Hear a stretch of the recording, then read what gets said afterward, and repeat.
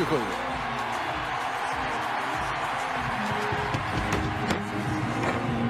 What you just watched was Mondo Duplantis doing what he does best, breaking world records. This time, he cleared 6.27 meters, just 0.01 meters higher than his previous record of 6.26 meters. And if you haven't been keeping track, this has become a bit of a trend with Mondo. But here's the thing.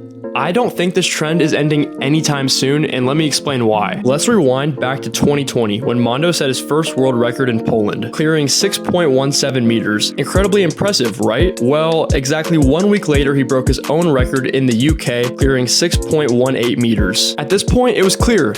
Mondo was on fire and pole vault was back in the spotlight. Now, I'm not going to bore you with every single record he's ever broken, so let's cut to the chase. Here's the reality. Pro athletes, especially someone like Mondo, are given incentives by both their sponsors and World Athletics to break records and win championships. So in theory, if an athlete knows they're capable of absolutely smashing the world record, it actually makes way more sense to break it by tiny amounts multiple times rather than completely destroying it in one go. Am I saying that's exactly what Mondo is doing?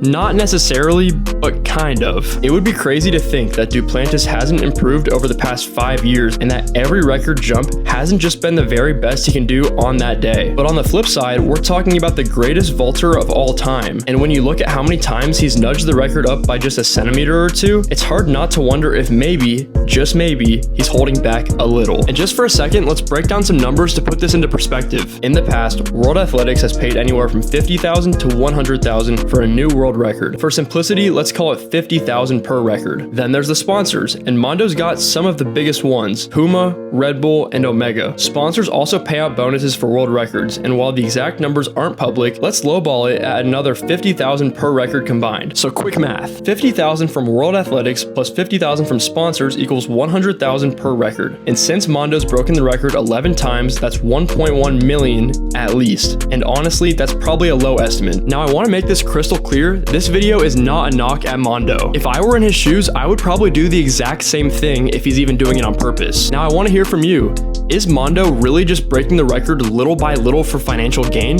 Or is he just competing his best on that given day and happening to break the record? Either way, it's awesome to see the LeBron James of pole vaulting keep on pushing the limits. And I'm going to be posting a lot more often about running, so if you want to see the best running content on YouTube, hit that subscribe button, and I'll see you guys in the next one.